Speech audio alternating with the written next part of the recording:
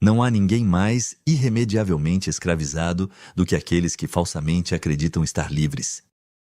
Estas palavras foram escritas por Goethe há quase 200 anos, mas são talvez mais relevantes em nossos tempos do que eram nos dele. Muitos assumem que vivemos em uma sociedade livre simplesmente porque o Ocidente não se transformou em um inferno distópico, como o descrito em 1984 de George Orwell. A tirania, acreditam a maioria das pessoas, seria algo evidente e reconhecível por todos. Mas será que isso é verdade? Ou será que estamos vivendo em uma sociedade análoga àquela retratada por Aldous Huxley em seu romance distópico Admirável Mundo Novo? Pode ser que a tecnologia, as drogas, a pornografia e outras diversões prazerosas tenham criado uma cidadania tão distraída que nem nota as correntes que a prendem. Quando Admirável Mundo Novo foi publicado pela primeira vez em 1931, Huxley não considerava o mundo distópico que ele descreveu como uma ameaça iminente. No entanto, 30 anos depois, após a Segunda Guerra Mundial, a disseminação do totalitarismo e os grandes avanços na ciência e tecnologia, Huxley mudou de opinião.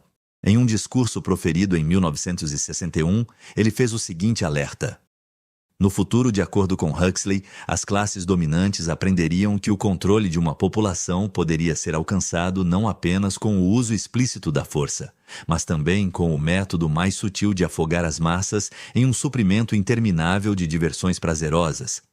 Como, alguém pode perguntar, o prazer pode ser usado para privar as pessoas de sua liberdade? Para responder a essa pergunta, precisamos discutir o condicionamento operante, que é um método de modificar o comportamento de um organismo.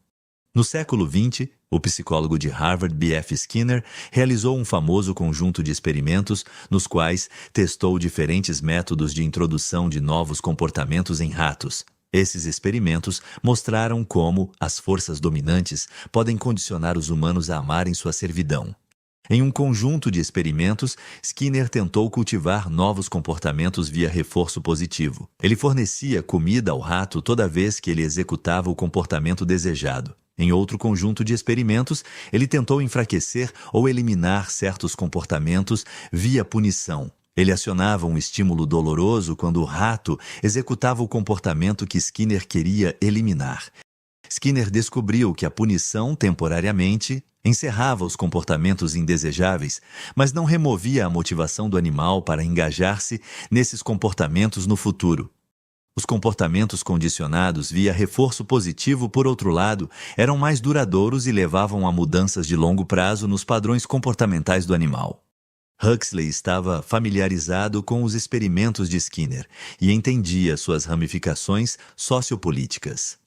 Em Admirável Mundo Novo e em seus trabalhos subsequentes, Huxley previu o surgimento de uma oligarquia controladora que realizaria experimentos semelhantes em seres humanos para condicionar a docilidade e minimizar o potencial de agitação civil.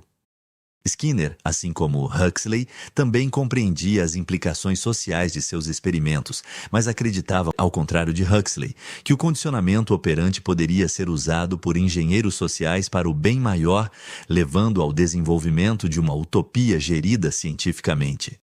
O seguinte trecho do livro de Skinner, Walden 2, no entanto, revela que tal condicionamento em massa possibilitaria, na realidade, uma forma perniciosa de tirania, uma na qual as massas seriam escravizadas, mas se sentiriam livres. Em Admirável Mundo Novo, a principal recompensa usada para condicionar a submissão via reforço positivo era uma superdroga chamada soma. Os controladores mundiais encorajaram a drogação sistemática de seus próprios cidadãos para o benefício do Estado. O soma era ingerido diariamente pelos cidadãos de Admirável Mundo Novo porque oferecia o que Huxley chamou de férias da realidade.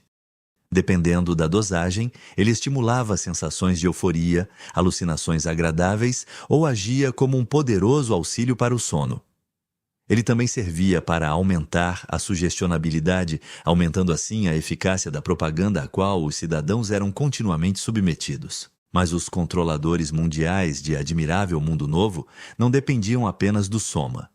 A promiscuidade sexual era promovida pelo Estado como outra tática para garantir que todos aproveitassem sua servidão. O slogan "Todos pertencem a todos" era incutido nas mentes dos cidadãos desde a juventude e, com as instituições da monogamia e da família abolidas, todos podiam satisfazer seus impulsos sexuais sem impedimentos. O acesso constante à gratificação sexual ajudava a garantir que os cidadãos estivessem distraídos demais para prestar atenção à realidade de sua situação. O entretenimento sancionado pelo Estado também desempenhava um papel importante na criação do campo de concentração indolor de Admirável Mundo Novo. O que Huxley chamou de distrações incessantes da mais fascinante natureza eram usadas pelo Estado como instrumentos de política para afogar as mentes de seus cidadãos em um mar de irrelevância. Os paralelos que existem entre Admirável Mundo Novo e as sociedades modernas são inegáveis. Em Retorno ao Admirável Mundo Novo, publicado em 1958, Huxley perguntou a si mesmo como os engenheiros sociais do futuro poderiam convencer seus súditos a tomar drogas que os fariam pensar, sentir e se comportar da maneira desejada. Ele concluiu: muito provavelmente será suficiente apenas tornar as pílulas disponíveis.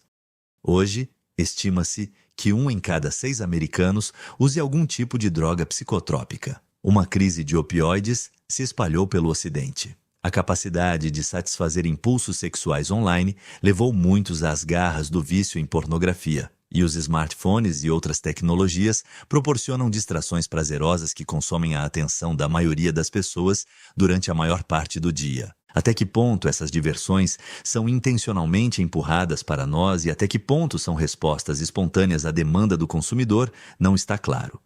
Mas qualquer que seja a resposta, a realidade é que uma população distraída e emburrecida simplesmente não tem os recursos mentais para resistir à sua escravidão.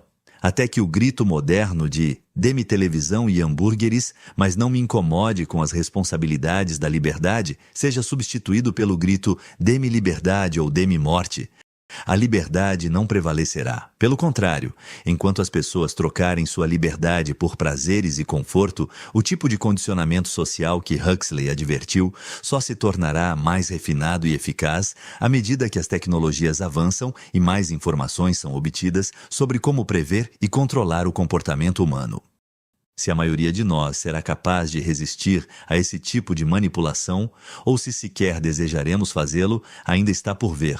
Se as tendências atuais continuarem, a humanidade pode em breve ser dividida em 2 grupos. Haverá aqueles que acolhem sua servidão prazerosa e aqueles que escolhem resistir a ela pelo bem de manter não apenas sua liberdade, mas sua humanidade. Pois, como o ex-escravo Frederick Douglass observou em meados do século XIX, muito antes de Huxley escrever Admirável Mundo Novo, quando um escravo se torna um escravo feliz, ele efetivamente renunciou a tudo o que o torna humano.